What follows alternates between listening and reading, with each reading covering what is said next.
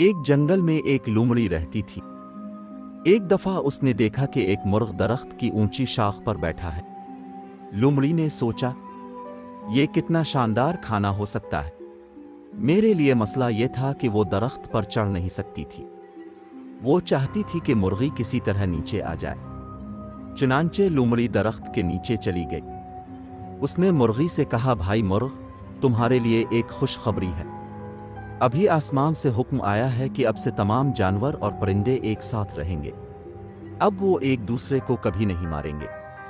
ये बहुत अच्छा है।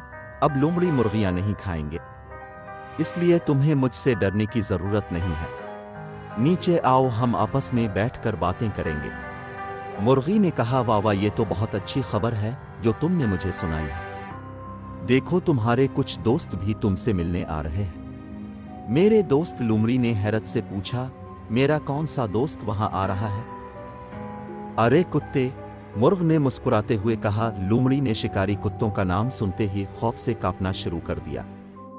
उसने भागने के लिए बड़ी मुश्किल से छलांग लगाई। मुर्गी बोली, तुम उनसे क्यों डरते हो? अब हम आपस में दोस्त हो गए हैं। नहीं, हाँ हाँ, ये सच है, लोमड़ी ने कहा, लेकिन उन कुत्तों को शायद अभी तक इसका इल्म नहीं है। ये कहकर लोमड़ी शिकारियों और कुत्तों के खौफ से सरपट भाग गई। तालीम, चालाक बातों पर आंखें बंद करके यकीन नहीं करना चाहिए।